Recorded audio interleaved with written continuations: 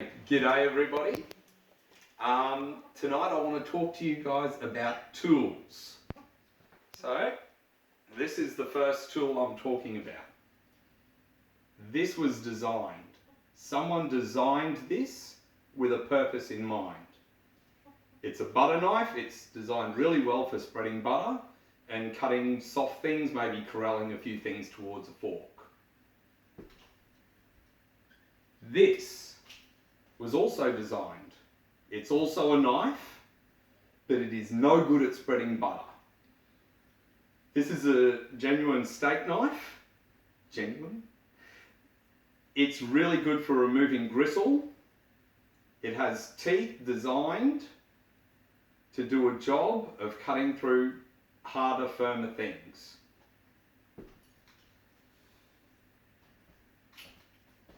This here is also a tool. Is also designed. I wouldn't use this one at the regular kitchen table though. This is a survival knife. It's got several survival things designed into it. Some of them are now missing. It used to have a compass on the end. It has been well worn, and not by me. I would have shot the person who sharpened this. But each of these knives, as much as they're designed to be a knife, they're all designed with different purposes in mind. They're all designed to be used differently and in different situations. This is also a tool. It was also designed. It has a blade. No different to the knives. But this is not designed for cutting anything. This is designed for turning heads. This is designed to undo screws. I've got a few at home that I use to lever open paint tins, although that's not the design key purpose of it. Now then, like this one, the blade on both of the ends of these is fairly similar. This has been used several times for tightening up cupboard door hinges. And the occasional thing in the kitchen where it's too much effort to go out and grab one of these. But that's not what this was designed for. This was designed for a different purpose. So, Jeremiah chapter 29 verse 11. It's pretty simple, most people can quote it. For I know the plans I have for you, declares the Lord. Plans to prosper you, not to harm you. Plans to give you a hope and a future. Now God's plan for our lives isn't all the same. We're no different to the different tools that I've brought. We all have a different plan for our lives. We all have different things that we are supposed to do in our lives. There are specific tools, specific people for specific tasks.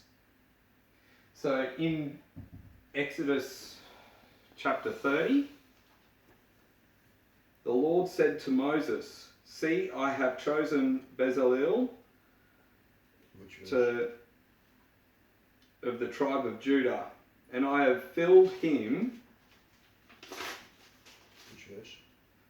Exodus chapter 30, Verse. 31, sorry, Chapter 30. from number 1. The Spirit, hang on, now I'm being interrupted, I'll start that bit again, make it have more sense to it. From the tribe of Judah, I have filled him with the Spirit of God, with skill, ability, and knowledge in all kinds of crafts, to make artifacts, designs, for works in gold, silver, and bronze, to cut and set stones, to work in wood, and to engage all kinds of craftsmanship. Moreover, I have appointed Ahilud from the tribe of Dan to help him. So God has specific people to do all kinds of tasks. When we talk about the church, we think about, okay, God wants me to go and reach the lost.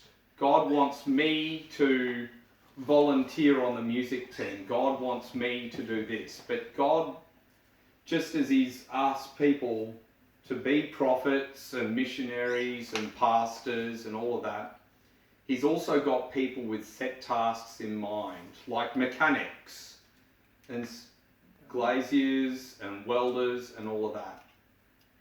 But there's other things that there's a lot of people who are set as tools in God's kingdom, and they want nothing else but to be known by a different type.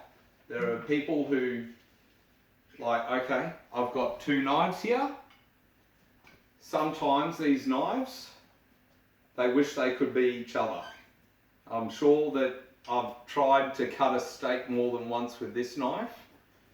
And other times when I've been out of all the butter knives in the drawer, I've attempted this one on butter. It didn't work very well. So now I'm going to turn to Numbers chapter 12, verse 1. Miriam and Aaron began to talk against Moses because of his Cushite wife. And he had married a Cushite. Has the Lord spoken only through Moses, they said? Hasn't he also spoken through us? And the Lord heard this. Now Moses was a very humble man, more humble than anyone else on the face of the earth. At once the Lord said to Moses, Aaron and Miriam, "Come out of the tent of meeting, all 3 of you."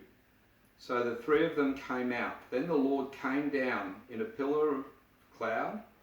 He stood at the entrance of the tent and summoned Aaron and Miriam.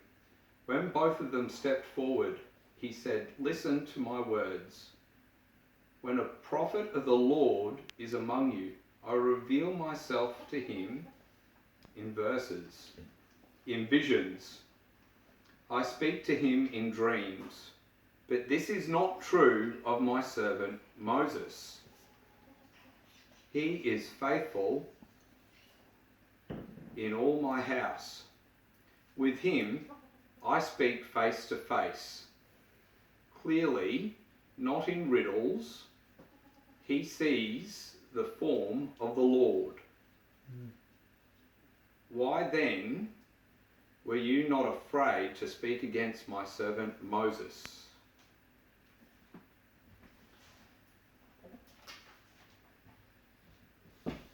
So there are lots of times when you think, I wish I had this ministry.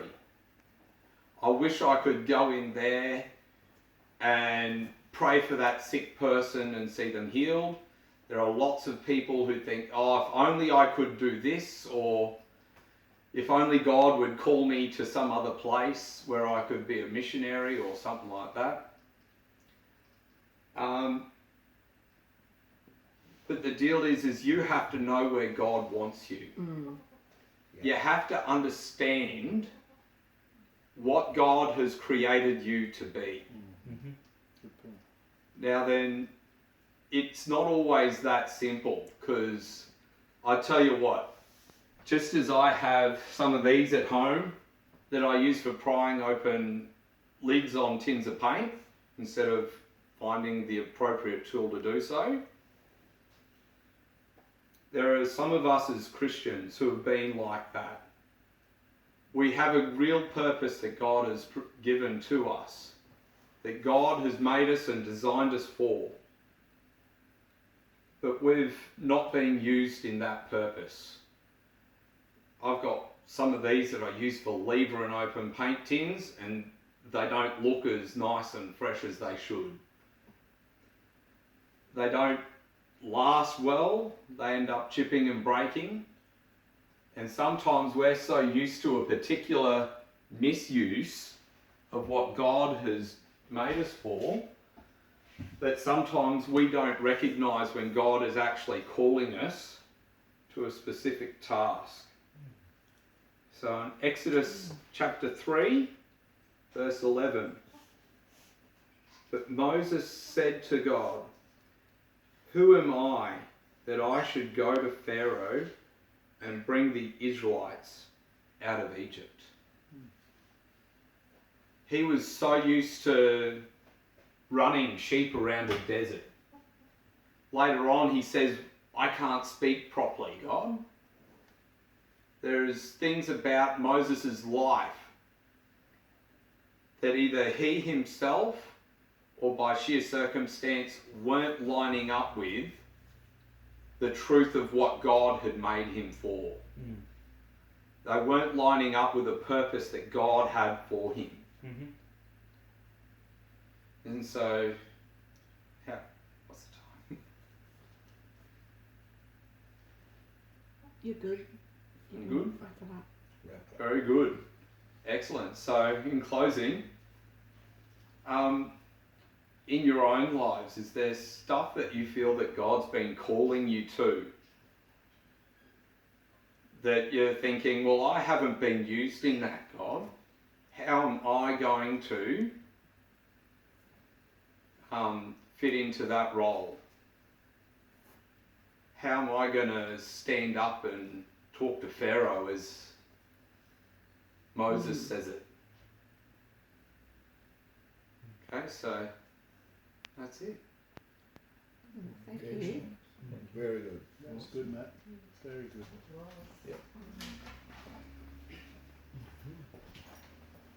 That's a very good message. So God let him herd sheep. Then he herded people. Confronting a ruler to set the people free. Yeah. And then he practiced on